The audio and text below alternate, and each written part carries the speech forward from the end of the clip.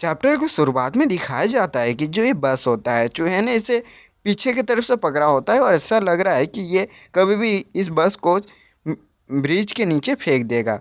और ब्रिज के पीछे के शीशे से एक लड़की को भी देखता है और वो लड़की की हालत पतली हो चुकी है, ऐसा देख के लगता है कभी भी उसकी गीली हो जाएगी। दूसरे तरफ जो मिंगे और जो नर्स होती है, ये झाड़ियों के पीछे से ये सारी नज़ारा देख रहे होते हैं। मिंगे नर्स को देख के कहता है, ऐसा देख के लगता है कि ये जो चूहा है ये इन सब के साथ खेल रहा है। फिर मेंगे नर्स से कहता है कि आप यहीं पे छुपे रहना, बाहर मत आना। तो नर्स कहती है मेंगे को देख के, अगर तुम वहाँ जाते हो तो मारे जाओगे, इसलिए मत जाओ। नर्स की बात सुनने के बाद मेंगे मुस्कुराते हुए कहता है अगर कोई पेशेंट आप लोगों के पास आता है और वो डेंजर में हो तो आप लोग भी मदद करते हो ना। मिंगे की ये बात सुनने के बाद नर्स को तो कुछ यहाँ समझ नहीं आता, वो सिर्फ मिंगे को देख रही होती है। फिर मिंगे कहता है, प्लस मुझे कैसे पता चलेगा कि मैं उस चीज़ को मार सकता हूँ या नहीं, मुझे मैदान में जाके देखना पड़ेगा। ये बोलने के बाद मिंगे अपने ग्रिप बनाता है और चूहे की तरफ काफ़ी तेज़ी से बढ़ने लगता है। जहाँ चूहे का ध्यान मिंगे की तरफ नहीं होता, वो उसका ध्यान सिर्फ बस के लोगों को मारने के ऊपर होता है। तो मिंगे फटाक से आके एक फटाक से मुक्का इस डिमोनिक चूहे के चेहरे पर रख देता है, जिससे ये चूहा काफ़ी दूर चला जाता है। चूहे को मुक्का मारने के बाद मिंगे अपने मन में सोचता है, ये जो कॉकरोच है ये हमारे उंगली से भी छोटे होते हैं, लेकिन अभी फ़िलहाल ये इतने ज़्यादा बड़े हो चुके हैं किसी इंसान के बराबर। और दूसरे तरफ देखते हैं ये जो चूहा है ये दोबारा से खड़ा हो चुका है और मेंगे इसको देख के कहता है, और ये चूहा अब किसी बिल्डिंग से भी बड़ा लग रहा है देख के। और लेकिन मेंगे यहाँ हार नहीं मानता, वो अपने हाथों में एनर्जी इकट्ठा कर ही रहा होता है।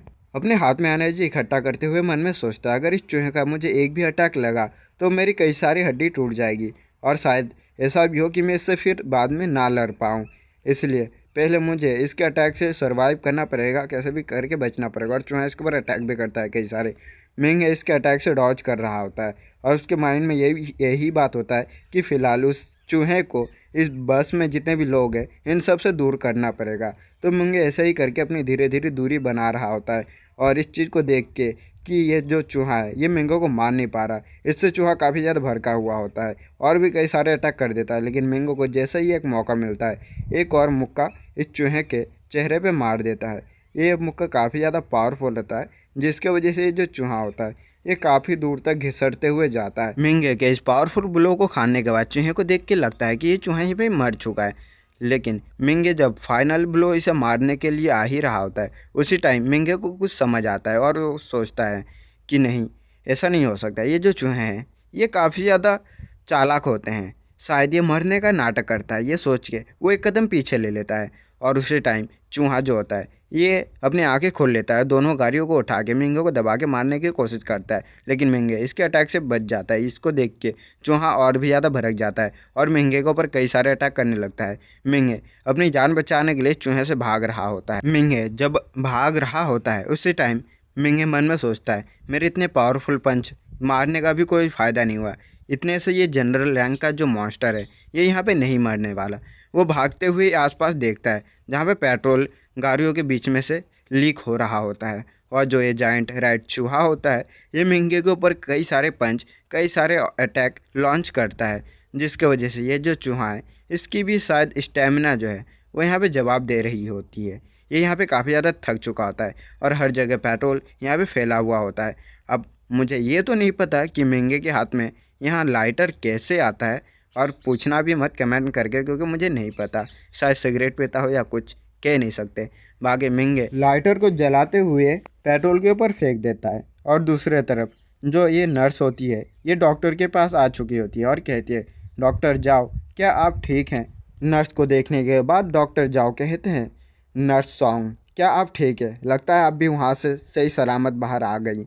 और क्या मैं ये गलत देख रहा हूँ, जिसने हमारी जान बचाई, जिस सुपर वुमन ने, उसने हमारे हॉस्पिटल का यूनिफॉर्म पहन के रखा है। दूसरी तरफ जो लाइटर होता है ये पेट्रोल में आके गिर चुका होता है, जिसके वजह से आसपास जितनी भी गाड़ियाँ होती है ये काफ़ी तेज़ी से ब्लास्ट हो जाती है और इस चूहे के आसपास काफ़ी ज़्यादा फायर फैल चुका होता है। और मिंगे भी यहीं पे होता है जहाँ पे इस जायंट रैट चूहे को देखने को मिलता है जो काफ़ी ज़्यादा डर चुका है। फायर काफ़ी तेज़ी से इस जगह फैल रही होती है। मिंगे इस फायर को टच करते हुए सोचता है, चलो ये फायर काफ़ी तेज़ है, मेरी ताकत में इससे काफ़ी ज़्यादा बढ़ोतरी होगी। और मैं आप लोगों को बता दूं ये किसी शायद नेचुरल तरीके से जो मिंगे किसी भी चीज़ के संपर्क में आता है तो कुछ देर तक उस चीज़ का यूज कर सकता है। जैसे फर्स्ट एग्जांपल, जिस टाइम उसने एसिड का इस्तेमाल किया था तो उसके हाथ में हमें एसिड देखने को मिला था जिसका यूज कर पा रहा था। और अब जो फायर है, अब शायद ये इसका इस्तेमाल कर सकता है फायर का अपने ताकत के रूप में। तो अब आगे जाके पता चल ही जाएगा कि ये क्या है नहीं है।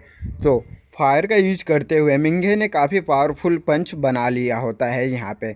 इस चीज़ को देखने के बाद जो चूहा होता है काफ़ी ज़्यादा डर चुका होता है और स्टाफ मेंबर और डॉक्टर भी काफ़ी ज़्यादा हैरान हो जाते हैं मिंगे की इस हैरान करने वाले हरकत से। और मिंगे ने इस पंच का नाम रखा है ब्लेजिंग पंच, जो काफ़ी ज़्यादा पावरफुल होता है, जिसके एक ही अटैक से यहाँ पे सामने जो भी चीज़ होती है वो पूरी तरीके से बर्बाद हो चुकी होती है। जायंट रैट चूहे को मरते हुए देख के एक स्टाफ मेंबर खुश होते हुए कहता है कि ये चूहा मारा गया, हम लोग बाल बाल बच गए। ये शायद हाई रैंक सुपर ह्यूमन हो सकता है, लेकिन उसने हमारे हॉस्पिटल का यूनिफॉर्म क्यों पहन के रखा है, उसे समझ नहीं आ रहा होता। दूसरी तरफ एक जो नर्स होती है जो डॉक्टर के बगल में होती है वो कहती है ये तो वही स्टूडेंट है ना जो हमारे हॉस्पिटल में पूरे साल से कोमा में था, लेकिन इसका नाम क्या था। फिर नर्स सॉन्ग कहती है इस लड़के का नाम मिंगे है और ये सुपर ह्यूमन स्कूल में नहीं जा पाया था। अब सीन हमारा शिफ्ट होता है और कमांड स्टेशन का सीन दिखाया जाता है, जहाँ पे एक फीमेल सुपर ह्यूमन होती है। वो कॉल में किसी को कह रही होती है ल्यूकियान, अब तुम्हें कोई ज़रूरत नहीं वहाँ जाने की, क्योंकि जो जनरल रैंक का म्यूटेंट मॉन्स्टर था वो पहले ही मर चुका है। दूसरे तरफ ल्यूकियान कहती है क्या सच में, इसका मतलब जितने भी लोग वहाँ पे थे वो सारे अब जिंदा है, बच चुके हैं।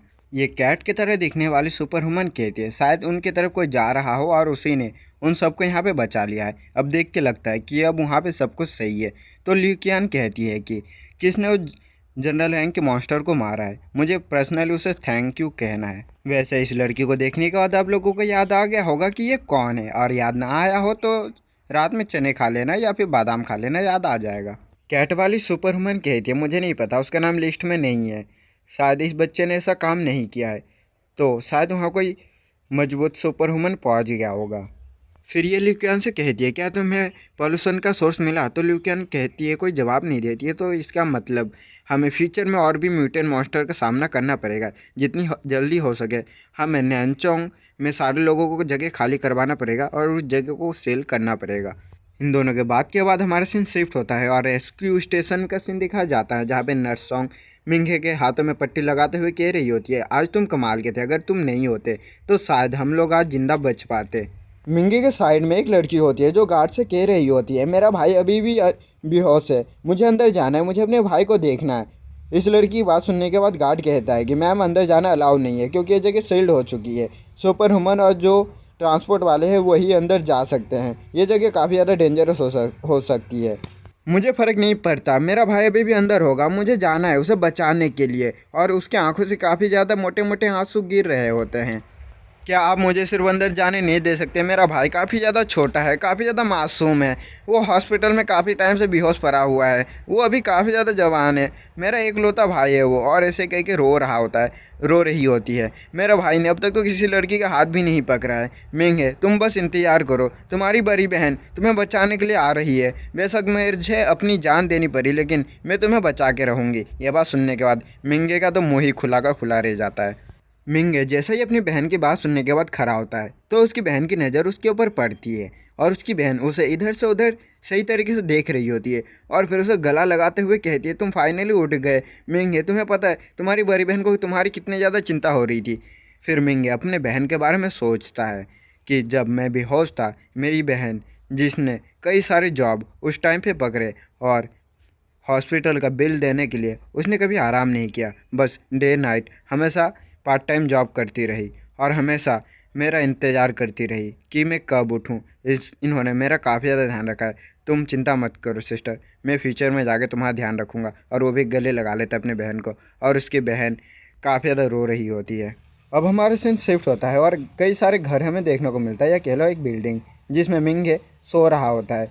वो सोने के बाद उठता है और अपना सर खुजलाते हुए कहता है कि मैं काफ़ी टाइम से अपने घर में नहीं सोया था, मुझे काफ़ी ज़्यादा लंबा टाइम हो गया। मिंगे के खाने के लिए यहाँ पे नाश्ता रखा हुआ था और नाश्ते के पास एक चिट्ठी रखी हुई थी जिसमें लिखा है तुम्हारी बहन अब काम पे जा रही है क्योंकि अभी भी हॉस्पिटल का बिल देना बाकी है, तो इसलिए मैं तुम्हारे साथ नहीं रह सकती, तुम घर में रहो और थोड़ा आराम करो। अपनी बहन की चिट्ठी पढ़ने के बाद सोचता जब मैं हॉस्पिटल में 1 साल था तो उसका बिल काफ़ी ज़्यादा हाई होगा जिसके वजह से मेरी बहन 3 पार्ट टाइम जॉब करती, सुबह से लेकर रात तक। वो हमेशा थकी हुई रहती, लेकिन कभी उसने आराम नहीं किया। मुझे कैसे भी करके अभी फ़िलहाल काम देखना पड़ेगा और मुझे पैसा कमाने का रास्ता भी देखना पड़ेगा। फिर टीवी में न्यूज़ चल रही होती है। न्यूज़ में बताया जाता है कि अगर किसी ने पोल्यूशन सोर्स के बारे में पता लगा लिया तो उससे यहाँ $500,000 का इनाम मिलेगा। इसके अलावा अगर किसी ने मीथेन कॉकरोचों को मारा तो उसके बदले यहाँ पे $3,000 का इनाम मिलेगा। अगर मिंगे इस टाइम पे अगर इस चीज़ के बारे में, पोल्यूशन सोर्स के बारे में या कॉकरोचों को मारता है तो इसके बदले जो इनाम मिलेगा ये काफ़ी ज़्यादा हाई है। इसीलिए मिंगे सोचता है अगर मैंने इस चीज़ के बारे में पता लगा लिया तो मेरे बहन के लिए मेकअप का सामान और उसका खर्चा और इसके अलावा मेरे बिल, ये सारा एक बार में चुकता हो जाएगा। अगर मैं सोचूँ ये पोल्यूशन सोर्स हो कहाँ सकता है, ज़्यादातर जो ये मॉन्स्टर है ये सिटी के अंडरग्राउंड सीवर या फिर गंदी जगह से आते हैं। तो मुझे पर्सनली वहाँ जाके देखना पड़ेगा और मैं जिस हॉस्पिटल में था उस जगह से तो वो काफ़ी ज़्यादा दूर था। इसके अलावा अगर मैं मॉन्स्टर को मारता हूँ तो मुझे उसका इनाम भी काफ़ी अच्छा मिलेगा। इसके अलावा मेरा वहाँ ट्रेनिंग भी हो जाएगा। मिंगे अब तैयार होने के बाद बाउंटी लॉबी में आ चुका होता है, जहाँ पे एक फीमेल स्टाफ कहती है मिंगे से, सर आपका यहाँ पे वेलकम है। क्या आप बता सकते हैं कि आप सुपर एवोल्यूशन हंटर हैं और आपकी रैंक क्या है? यहाँ पे रैंक के हिसाब से मिशन दिया जाता है। मिंगे फीमेल स्टाफ से पूछता है कि अगर मैं यहाँ पे म्यूटेंट कॉकरोचों को मारता हूँ तो उसके जगह कितना रैंक चाहिए मुझे उन्हें मारने के लिए।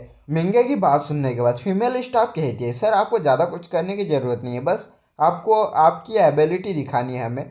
जितनी ज़्यादा आपकी एबिलिटी होगी उसके हिसाब से हम आपको बैज देंगे, फिर आप मिशन कर सकते हैं। ये बात सुनने के बाद मिंगे भी हाँ कह देता है और फिर ये दोनों अब चले जाते हैं ट्रेनिंग हॉल में, जहाँ पे मिंगे अपना टेस्ट देगा। फीमेल स्टाफ जो होती है मिंगे को बताती है एक रोबोट के पास लाने के बाद कि तुम्हें इसके ऊपर पंच मारना है, जिससे तुम्हारी एबिलिटी के बारे में हमें पता चल जाएगा। उसके हिसाब से मिंगे को बैज मिलने वाला है। ये बात सुनने के बाद मिंगे जो होता है वो इस रोबोट के ऊपर चेहरे में देखता है जहाँ स्क्रीन में लिखा होता है 800 kg। तो मिंगे यहाँ पे सोचता है कि शायद मुझे पास करने के लिए यहाँ पे 800 kg से ज़्यादा ही पॉइंट लाना पड़ेगा। लेकिन मैं 1 साल से कोमा में था और हॉस्पिटल में भी, जिसके वजह से मेरी जो बॉडी है अभी पूरी तरीके से रिकवर नहीं हुई है, लेकिन मुझे ट्राई करना पड़ेगा। ये सोच के मिंगे इस रोबोट के ऊपर एक पंच मारने के लिए रेडी हो जाता है और वो अपनी बॉडी को बैक करता है और पंच मारने के लिए अपने फोर्स को इकट्ठा करने लगता है और फिर कुछ ही सेकेंड में इस रोबोट के ऊपर एक पंच मार देता है, जिससे इस पंच के ऊपर काफ़ी ज़्यादा फोर्स फेंका जाता है, जिसके वजह से रोबोट की जो चेस्ट का एरिया होता है ये पूरी तरीके से डिस्ट्रॉय हो जाती है। इसे देखने के बाद फीमेल स्टाफ काफ़ी ज़्यादा हैरान हो जाती है कि ये क्या हो गया। मिंगे भी हैरान पड़ जाता है कि ये मैंने क्या कर दिया। साइड में जो आदमी लोग होते हैं वो भी काफ़ी ज़्यादा हैरान हो जाते हैं और मिंगे का जो पॉइंट होता है यहाँ पे 1000 kg का आता है। इस चीज़ को देखने का मिंगे सोचता है मैं सिर्फ पासिंग मार्क्स से थोड़ा सा ज़्यादा ही ला पाया हूँ, कितनी ज़्यादा बेकार बात है। ये बात सुनने के बाद साइड का एक आदमी कहता है भाई कभी ने तू पास होगा और इस रोबोट को भी तोड़ दिया, और क्या चाहता है तू। मिंगे की बात सुनने के बाद फीमेल स्टाफ कहती है थोड़ा मुस्कुराते हुए कि सर ये जो है मेटल फिस्ट सुपर ह्यूमन ने यहाँ पे 6 महीने पहले इस रिकॉर्ड को बनाया था और इस बार आपने इस रिकॉर्ड को तोड़कर 1000 kg कर दिया है। इसका मतलब आपने न्यू रिकॉर्ड बनाया। ये बात सुनने के बाद मिंगे भी थोड़ा हैरान हो जाता है। टेस्ट खत्म होने के बाद मिंगे बेटिंग लॉबी में थोड़ा वेट करता है, जहाँ फीमेल स्टाफ एक कूपन देते हुए कहती है मिंगे से कि आपने एक नया रिकॉर्ड बनाया है जिसके वजह से हम आपको एक छोटा सा इनाम दे रहे हैं। अगर यहाँ पे आपने और भी रिकॉर्ड तोड़े तो हम आपको और भी ज़्यादा रिवॉर्ड देंगे। मिंगे कूपन को लेने के बाद यहाँ पूछता है फीमेल स्टाफ से कि आप लोग जो ये ग्रेड है और इसके अलावा जो रैंक है ये कौन कौन सा देते हो। तो यहाँ फीमेल स्टाफ मिंगे को समझाते हुए कहती है कि हम लोग यहाँ 4 तरह के जो ग्रेड है ये देते हैं। जो पहला हो गया ये सिन हुई हो गया, इसके अलावा दूसरा जो होता है ये यूया होता है, और जो थर्ड होता है ये री मियान होता है, और जो चौथा होता है ये टियान मैंग का होता है। ये समझ लो लो, अपर रैंक और हाई, इस कैटेगरी में आप लोग समझ सकते हो जो रैंक होता है। फीमेल स्टाफ की बात सुनने के बाद मिंगे सोचता है कि अगर मैंने यहाँ टियान मैंग का जो लेवल है इसे अचीव कर लिया तो मैं यहाँ पे काफ़ी ज़्यादा अमीर हो जाऊँगा और मैं इससे काफ़ी कुछ खरीद पाऊँगा और मुझे बहुत जल्दी ताकतवर बनना पड़ेगा। लोग जिस नज़र से मुझे देखते हैं मुझे उनका नज़र भी चेंज करना है, इसलिए मुझे बहुत जल्दी ताकतवर बनना पड़ेगा। अब हमारा सीन शिफ्ट होता है और एक जगह का सीन दिखाया जाता है जहाँ पे कई सारे लोग इकट्ठा होकर रखे हैं। मिंगे के पास एक लड़का आता है और वो कहता है क्या तुम मेरे ग्रुप ग्रिम्सन ईगल ग्रुप में ज्वाइंट होना चाहोगे। मोटे की बात सुनने के बाद मिंगे पूछता है क्या तुम लोग इसलिए यहाँ पे इकट्ठा हुए हो ताकि तुम्हें और मेंबर मिल सके। ये जो मोटा होता है ये मिंगे की बात सुनने के बाद कहता है, हाँ और नहीं तो क्या, क्योंकि हम लोग डेंजरस प्लेस में जाते हैं और वहाँ पे अकेला जाना मतलब मॉन्स्टर तुम्हें चबा के खा जाएंगे। और इस मोटे का नाम होता है ल्यू काईजुआन और ये यहाँ पे मोंगलो रैंक का एक सुपर ह्यूमन होता है। यहाँ पे मोटा ये भी बताता है कि अगर तुम्हारा रैंक सन ब्लेज से नीचे है या उसके बराबर है तो ऐसे भी तुम्हें ऑफिशियल जो हैं वो लोग जाने नहीं देंगे डेंजरस प्लेस में। मोटा की बात सुनने के बाद मेंगे यहाँ हाँ बोल देता है उनके ग्रुप में ज्वाइन होने के लिए, लेकिन मोटा यहाँ पे उसका बैज और रैंक के बारे में पूछता है तो मोटे को पता चलता है कि जो मेंगे होता है वो स्टार लाइट का रैंक का एक सुपर ह्यूमन है, जिसकी वजह से मोटा इसे अपने ग्रुप से लेने के लिए मना कर देता है और एक एडवाइस देता है कि तुम बच्चे तुम थोड़ा मेहनत करो और थोड़ा और ताकतवर होकर डेंजरस प्लेस में जाना, नहीं तो तुम सच में मर जाओगे। ये बोल के चला जाता है मोटा। मोटे के जाने के बाद मिंगे सोचता है क्या कोई भी मुझे अपने ग्रुप में नहीं लेगा, इसलिए क्योंकि मेरा रैंक जो है वो काफ़ी ज़्यादा कम है। और एक लड़की को दिखाया जाता है जो मिंगो को देख कर कहती है कि देखो ये क्या मिंगे है, ये तो हमारे क्लासमेट है ना।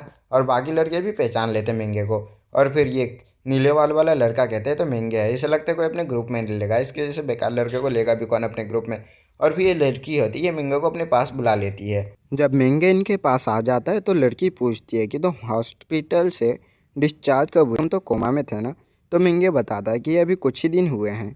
दूसरा लड़का पूछता है कि तुम यहाँ कर क्या रहे हो, तो मिंगे बताता है मैं मास्टरों को यहाँ पे मारने के लिए आया हूँ ताकि मैं जो हॉस्पिटल का मेडिकल बिल है वो दे सकूँ। मिंगे की बात सुनने के बाद यहाँ पे जो नीले बाल वाला लड़का होता है, इसका नाम होता है जुए जैंग, ये यहाँ कहता है कि तुम्हारी अभी जो हालत है उसके हिसाब से तुम्हें चिंता करना चाहिए कि तुम उनका खाना ना बन जाओ।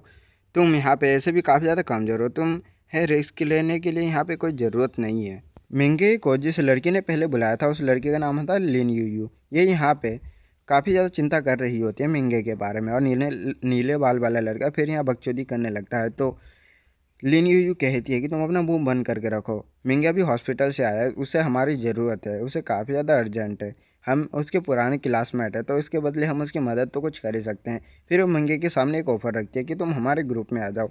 कुछ देर तक अपने टीम वालों के साथ बात करने के बाद उनको समझाने के बाद सारे लोग यहाँ पे मान जाते हैं। और मिंगे भी सोचता है कि ये मेरे वही क्लासमेट है जो मुझे हमेशा नीचे निगाहों से देखते हैं, लेकिन अभी मेरे पास कोई रास्ता नहीं है, मुझे लगता है इनके साथ ज्वाइन होना ही पड़ेगा। सारे लोग के राज़ी होने के बाद सब आ जाते हैं मिशन करने के लिए। लिन यू यहाँ पे मिंगे से कहते हैं कि हम लोग 1 साल से सुपर ह्यूमन इंस्टीट्यूट में पढ़ाई कर रहे हैं, हम लोगों को हर साल कोई ना कोई एक एक्स्ट्रा रेगुलर एक्टिविटी करना पड़ता है, इसलिए हम लोगों ने बात करके ये फैसला किया कि हमें ये पॉल्यूशन सोर्स के बारे में पता लगाना चाहिए, इसलिए हम लोग यहाँ पे आए थे। मिंगे इनसे पूछता है कि तुम्हारे साथ लिक्वियन नहीं है क्या। तो ये बात सुनने के बाद नीले बाल वाला जो लड़का होता है ये कहता है कि तुम अभी भी उसके बारे में सोच रहे हो, वो अब इंस्टीट्यूट में सेलिब्रिटी बन चुकी है, वो हम जैसे पुराने क्लासमेट जो लो रैंक के हैं उनके साथ कैसे रह सकती है, उनके बारे में कैसे सोच सकती है। नीले बाल वाले लड़के की बात ख़त्म होने के बाद लिन यू कहती है कि वो हमसे काफ़ी ज़्यादा ताकतवर हो चुकी है और हम लोग उसे कभी कैच ही नहीं कर सकते, हम उसके जितना पावरफुल नहीं हो सकते। मैंने ये सुना है कि वो लैन यांग सिटी वापस जा चुके हैं और जो ऑफिशियल है उन लोगों के साथ वो पता लगाने की कोशिश कर रही है ये पॉल्यूशन सोर्स के बारे में। हाँ मिंगे, तुम्हारा जो ये ह्यूमैनिटी क्लास है उसमें परफेक्ट स्कोर आता था ना, तो तुम्हारा क्या सोचना है कि ये पॉल्यूशन सोर्स है क्या। इस चीज़ के बाद नीला बाल वाला लड़का कहता है कि दोबारा से ये यहाँ पे बकचोदी करना शुरू कर देता है, लेकिन फिर भी ये एक बात तो यहाँ पे सच कहता है कि हम जैसे कमज़ोर स्टूडेंट इस टास्क के बारे में सोच ही नहीं सकते क्योंकि हम इसको कभी पूरा ही नहीं कर सकते। और हंसने लगता है। इस लड़के के बात के बाद मिंगे सोचता है अपने मन में, हमें अगर रिपोर्ट के हिसाब से देखूं तो यहाँ पे 3 तरह के मॉन्स्टर है। पहले हो गए कॉकरोच, दूसरे होते हैं म्यूटेंट मैगॉट्स और तीसरे होते हैं लार्ज म्यूटेंट रैट्स। इन्हें सीवर में रहना काफ़ी ज़्यादा पसंद है और किसी तरह से ये जो पॉल्यूटेंट फ्लूट है ये सीवर सिस्टम में फिट हो चुका है, जिसकी वजह से काफ़ी ज़्यादा आबादी बढ़ चुकी है म्यूटेंट मॉन्स्टरों की। ये सब जब जा रहे होते हैं जब हमें कई सारे मैगॉट दिखाए जाते हैं जो सीवर लाइन से निकल रहे होते हैं। इन्हीं के बाद मिंगे ये भी सोचता है कि अगर एक तरह से देखें तो ये जो मैगॉट्स होते हैं ये कॉकरोच के बदले काफ़ी ज़्यादा कमज़ोर होते हैं, लेकिन ये लोग ग्रुप में अटैक करते हैं, लेकिन हम भी ग्रुप में हैं तो इन्हें मारना ज़्यादा मुश्किल नहीं होगा और ये लोग आगे बढ़ जाते हैं जहाँ ये लोग सिटी के और अंदर आ जाते हैं। जब मिंगे जा रहा होता है जब उसे कुछ रियलाइज़ होता है, जब वो पीछे देखता है तो उसे पता चलता है कि पीछे काफ़ी ज़्यादा लार्ज नंबर में मैगॉट्स मॉन्स्टरों ने इनके ऊपर अटैक कर दिया है। ये दोनों यहाँ पे इस अटैक से डॉज तो कर लेते हैं लिन यू भी, लेकिन जो गाड़ी होती है इनके पास वो चकनाचूर हो जाता है और लिन यू यहाँ नीचे गिर जाती है। फिर दोबारा से ये मॉन्स्टर जो होते हैं ये इन दोनों के ऊपर अटैक कर देते हैं, लेकिन ये दोनों फिर से इनके अटैक से डॉज कर लेते हैं। लिन यू काफ़ी ज़्यादा डर चुकी होती है और वो मिंगे से कहती है भागो, और ये दोनों भागना स्टार्ट कर देते हैं। और जो ये मैगॉट्स मॉन्स्टर है ये दोबारा पीछा करना शुरू कर देता है इन लोगों का। मिंगे मन में सोचता है ये जो सिंगल म्यूटेंट मैगॉट्स मॉन्स्टर है, इन्हें सिंगल जब ये अकेले होते हैं, जब इन्हें मारना काफ़ी ज़्यादा आसान होता है, लेकिन मैं तो भूल ही गया था ये जो होते हैं ये लोग एक साथ ग्रुप में रहते हैं, जिसकी वजह से इन्हें मारना काफ़ी ज़्यादा मुश्किल हो चुका है। इसलिए भागो यहाँ से। जब ये लोग भाग ही रहे होते हैं, जब नीले बाल वाला लड़का कहता है इसमें कौन सी बड़ी बात है, फिर जब वो पीछे घूम के देखता है तो उसके तो फटके चार हो चुकी होती है। फिर वो सबसे ज़्यादा तेज़ी से भागना स्टार्ट कर देता है। कुछ ही सेकंड में जो नीले बाल वाला लड़का होता है ये मिंगे को भी पीछे छोड़ देता है और कहता है बिल्डिंग के अंदर चलो, वहाँ पे हम लोग बच सकते हैं। और मिंगे कहता है दूसरी वाली लड़की से क्या तुम्हें पता है कि लिन यू कहाँ पे गई? तो दूसरी वाली लड़की कहती है मुझे लगता है वो पीछे गिर गई। ये बात सुनने के बाद मिंगे काफ़ी ज़्यादा भड़क जाता है और कहता है तुम्हें उसकी मदद करना चाहिए, और तुम लोग यहाँ पे भाग रहे हो, चलो वहाँ पे चलते हैं, हम सब मिलके उसे बचा सकते हैं। लेकिन कोई भी मिंगे के साथ आने को राजी नहीं होते। सब लोग अपनी जान बचाने के लिए बस मिंगे को देख रहे होते कि किस तरह से वो जा रहा है। लिन यू अभी भी अपनी जान बचाने के लिए भाग रही होती है और यहाँ पे मिंगे कहता है तुम चिंता मत करो, हम लोग क्लासमेट हैं, हमें एक दूसरे की मदद करना चाहिए। और मिंगे के सामने वाटर पंप होता है, इसका क्या नाम है मुझे अच्छे से तो याद नहीं, और किसी को याद हो तो कमेंट करके मुझे ज़रूर बता देना। तो यहाँ पे मिंगे क्या करता है, जो ये वाटर पंप होता है इसे तोड़ देता है। और आपको पता है जब वाटर हो या फायर, जब मिंगे के हाथ के टच के संपर्क में आता है तो वो उस चीज़ को यूज कर सकता है। तो मिंगे यहाँ पे वाटर प्रेशर से काफ़ी भयंकर वाला एक पावरफुल पंच क्रिएट कर लेता है, जिसके बाद वो अपना पंच इस मैगॉट्स के ऊपर मार देता है, जिसका नाम होता है एक्सक्लूसिव वेब फीस्ट। ये पंच इतना ज़्यादा पावरफुल होता है कि जितने भी आसपास मैगॉट्स मॉन्स्टर होते हैं ये एक ही बारे में मतलब चिथरे चिथरे हो जाते हैं। मरते तो नहीं है, लेकिन कुछ देर के लिए ये लोग अब मैगॉट से बच चुके हैं। मैगॉट से छुटकारा पाने के बाद मिंगे अपना हाथ बढ़ाता है लिन यू की तरफ और पूछता है क्या तुम ठीक हो? लिन यू मिंगे की तरफ देखते हुए कहते कितना ज़्यादा ताकतवर है मिंगे, मैंने कभी ध्यान से नहीं देखा, लेकिन मिंगे कितना ज़्यादा हैंडसम है। मिंगे कहता है बस हम लोग वहाँ पहुँचने ही वाले हैं। और लिन यू सिर्फ मिंगे को देख रही होती है और सोचती है कि ये कितना गलत बात है कि मिंगे यहाँ पे ल्यूकियान को पसंद करता है। और हम लोग इससे आइडिया लगा सकते हैं कि ये जो लड़की है ये भी मिंगे को काफ़ी ज़्यादा पसंद करती है और सोचती है कि तुम्हारा शुक्रिया मन ही मन में कि तुमने मेरे जैसे कमज़ोर लड़की को पीछे नहीं छोड़ा। मिंगे लिन यू का बिल्डिंग के अंदर लेके आ चुका है। बाकी लोग देख के हैरान हो चुके होते हैं और नीले बाल वाला लड़का कहता है कि क्या तुम ठीक हो? हम लोग बस तुम्हें बचाने के लिए जाने ही वाले थे, लेकिन मिंगे ने पहला स्टेप ले लिया। और लड़की होती है दूसरी वाली ये भी कहती है हाँ ये ठीक कह रहा है, हम लोगों को पता ही नहीं चला कि तुम पीछे कैसे रह गए। और फिर दोबारा नीले बाल वाला लड़का कहता है कि मेरा चांस छूट गया, पीछे रह गया कि मैं तुम्हें बचा नहीं पाया। दूसरी वाली लड़की जो होती है ये पूछती है कि क्या हुआ, जो ये मैगॉट मॉन्स्टर इस शिवर के अंदर दोबारा से अंदर जा चुके हैं क्या? मिंगे बैंडेज निकालते हुए कहता है लिन यू से तुम अपने चोटों में बैंडेज लगा लो, क्योंकि ये जो मैगॉट मॉन्स्टर है इसके जो सलेबिया है ये काफ़ी ज़्यादा बेकार है, इससे तुम्हें इन्फेक्शन हो सकता है। तो लिन यू कहती है तुम चिंता मत करो, तो छोटी मोटे चोट है तो मुझे ज़्यादा कोई दिक्कत नहीं होगी। मिंगे लिन यू की बात सुनने के बाद कहता है बहुत बढ़िया, काफ़ी अच्छी बात है, तो ठीक है मैं जा रहा हूँ इस बिल्डिंग को चेक करने के लिए, क्या पता है जो मैगॉट मॉन्स्टर है ये दोबारा वापस आ जाए। मिंगे इन दोनों से बात करने के बाद यहाँ से चला जाता है और फिर दूसरी वाली लड़की कहती है कि तुम दोनों क्यों नहीं जाते हो बिल्डिंग को चेक करने के लिए, तुम लोग सच में घटिया हो। मिंगे को देख लो जो यूनिवर्सिटी में भी नहीं जा पाया, तुम तो उनसे भी ज़्यादा घटिया हो। और ये दोनों कुछ कह नहीं पाते, बस मुस्कुरा देते हैं। और दूसरी तरफ हमें दिखाया जाता है बिल्डिंग का मैप। जब मिंगे बिल्डिंग के और अंदर आता है तो उसे लेबोरेटरी एरिया मिलता है, जहाँ पे उसे इको टैंक मिलता है जिसके अंदर इंसेक्टों को रखा जाता था। जब वो आगे बढ़ता है तो लास्ट में वो इको टैंक 9 के पास आता है, जहाँ का शीशा टूटा हुआ होता है। उसे देख के वो थोड़ा सा डर जाता है और साइड में इन्फॉर्मेशन लिखा होता है कि 30 दिसंबर 2023 में इसके अंदर जितने भी इंसेक्ट थे वो सारे मिसिंग हो गए थे।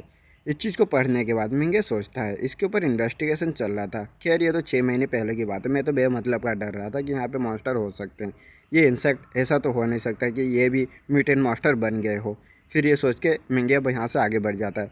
उसके नीचे ही एक कागज़ में सेंटीपेड के बारे में लिखा होता है, तो फिलहाल उसके बारे में कोई ज़्यादा ज़रूरी डिटेल नहीं है तो मैं नहीं बताऊँगा। तो अगर आप लोगों को यहाँ तक हमारी मांगा पसंद आई है तो एक लाइक ज़रूर कर देना। मिलते हैं नेक्स्ट वीडियो में, जब तक के लिए सायोनारा।